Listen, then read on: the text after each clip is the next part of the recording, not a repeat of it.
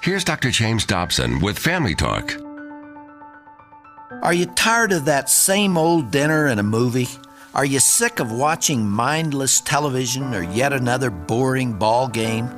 Maybe it's time to come up with some creative ways to date your spouse. Dave and Claudia Arp have written a book called 52 Dates for You and Your Mate. In it, they list some great creative ways to put a little romance into your marriage. How about a gourmet cooking date?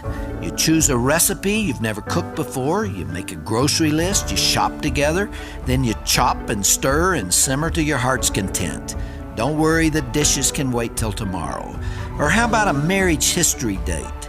This is a time you set apart to remember and catalog some of the good times you've shared together.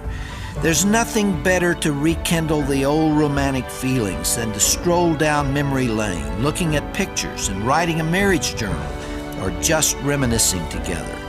That's why I like to visit what might be called old haunts, those restaurants and parks and theaters that you frequented together when you were young.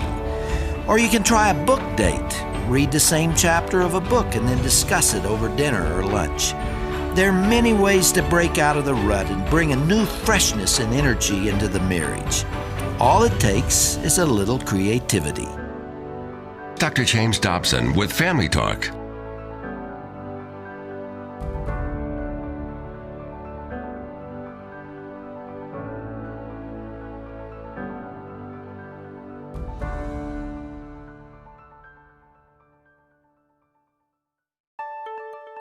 Here's Dr. James Dobson with Family Talk. You talk and talk, but he just doesn't seem to get the point.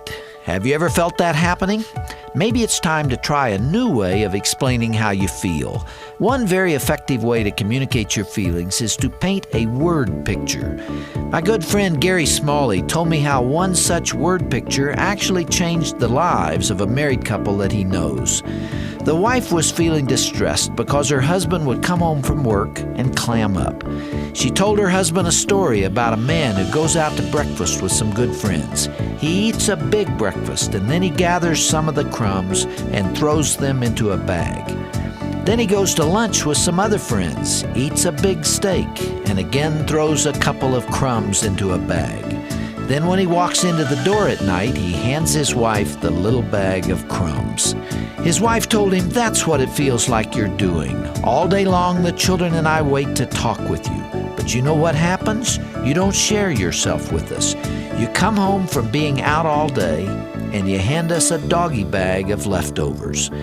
The husband said hearing it put this way was like being hit with a 2x4.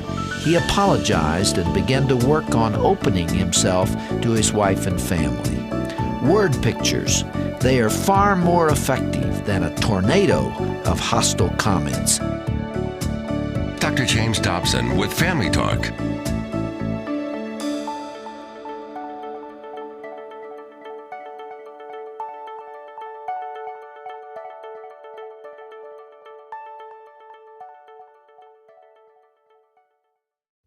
Considering how expensive and difficult it is to be a good parent, many people wonder these days why anyone would want to even have children.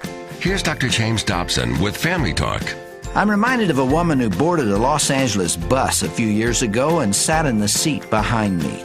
Her hair was a mess and the black circles under her eyes revealed a state of utter exhaustion. As she stumbled past me with 7 rambunctious youngsters, I asked, "Do all those children belong to you, or is this some kind of picnic?" She looked at me through squinted eyes and said, "They're all mine, and believe me, it's no picnic."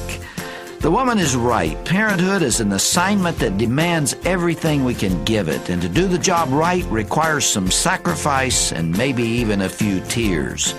And yet nothing worth having comes cheap anyway. Speaking as a father, there's never been a greater moment in my life than when I gazed into the eyes of my newborn daughter, and then 5 years later, my son.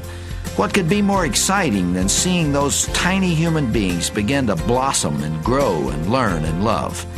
And what reward could be more meaningful than having my little boy or girl climb onto my lap, hug my neck and whisper, "I love you, Daddy." Yes, children are expensive, but they're certainly worth what they cost us. Dr. James Dobson with Family Talk.